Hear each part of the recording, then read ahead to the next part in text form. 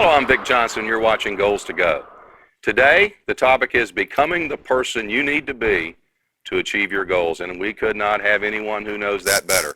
One of the great things for me about doing this show is I get to meet my heroes. I get to be around my heroes, and this is a hero in my life. He's a guy who's spoken to more than 6,000 audiences around the world, more than 4 million people. It's incredible. Just sitting here before we started today asking him what his upcoming travels are, literally all over the world. He's a guy who has mentored and touched the lives of tens, hundreds of thousands of people. Jim Rohn, thank you for joining us today. Vic, it's great to be here. Okay. You've said that to have more than you've got to become more than you are. A philosophy I picked up when I was 25 years old when I met a very extraordinary man by the name of Earl Schoaf. And he said, success is something you attract by becoming an attractive person. It's not something you pursue. What you pursue more often than not eludes you. But to become an attractive person. In leadership, I teach to attract attractive people, you must be attractive.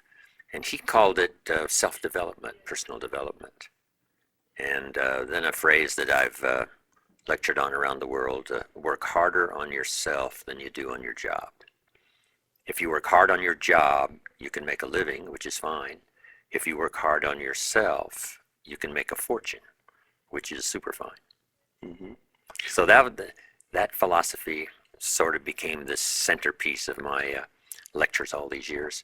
Personal development, right. Work on yourself. Right. I started in terms of the business side, developing goals or developing skills I never had before, right, to achieve my overall goals for myself and for my family. I knew how to milk cows. I was raised in southwest Idaho, farm country, but it didn't pay very well. Then I started on a little part-time basis with a product in health and nutrition that I believed in and learned sales, how to get customers, and then how to turn customers into referrals and get some more. And the better you take care of them, the more business you do. Right. They'll help you find people you could never find on your own. So that was the first extra skill, besides those, little farm skills of, cutting weeds and milking cows. But that started me on a journey of personal development in terms of skills and disciplines. Right. The next one I learned was how to find good people. If you've got a project going and you need to have some people join you in the project, how to find them.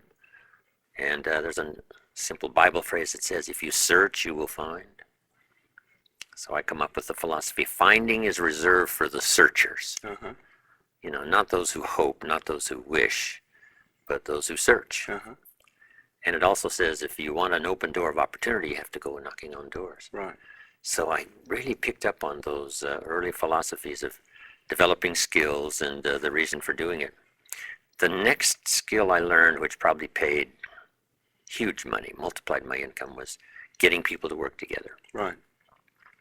Again, it comes from a Bible phrase that says, if 2 or 3 agree on a common purpose, nothing is impossible. So by yourself, sometimes it's really tough. But if you can get somebody to join you and say, come on, let's do this. Let's do it is a very powerful phrase. You rarely hear someone say, I'm going to go conquer the world. But you could hear the phrase, let's go conquer the world. Let's be best in our industry. Let's be number one. The power of let's. So I learned the value of that. All of my entrepreneurial projects are, not just myself, but 2, 3, 4 getting together to accomplish something unique. Right. Then I learned the power of recognition and rewarding people for small steps of progress. And be so busy giving other people recognition, you really don't need it for yourself. Right. And that embraces then that phrase that Zig uses all the time. If you help enough people get what they want, you can have everything you want. Right. I heard Zig say that probably almost 50 years ago. And I underlined the word everything. I thought, how? This is it. To get everything you want, help enough people get what they want. Right. Then I guess the greatest skill that changed my life was learning communication. And I divided it into 3 parts. First was training, showing somebody, here's how the job works. The next was teaching somebody how life works. Right. And one of the most important aspects of that for me was learning how to set goals. Right. My mentor one day said to me, Mr. Rohn, let me see your current list of goals, and let's go over and talk about it. He said, I've got some experience. I'm sure I can help you.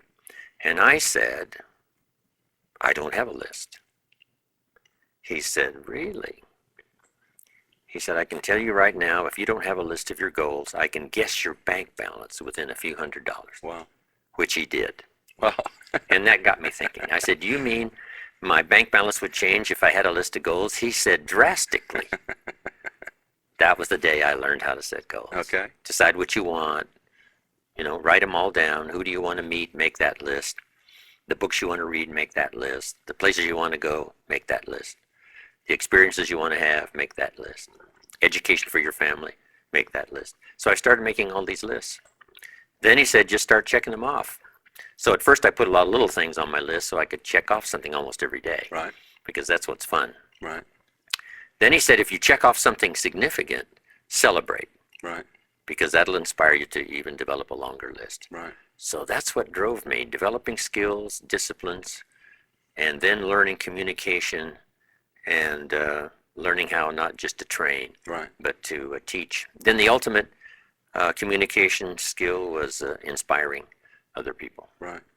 Well, I know I've heard you share the story of where you were when you met Mr. Schoaf.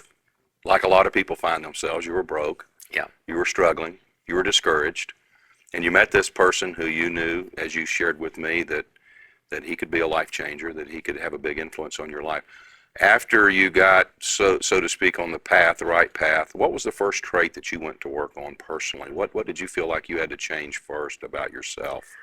I had to develop a real appetite for learning. Okay. You weren't a learner up to that point? Well, just sort of get by. Okay.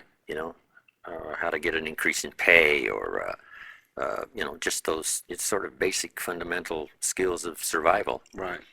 But he said, you got to pursue learning in a manner in which really will help you to grow and help you to change.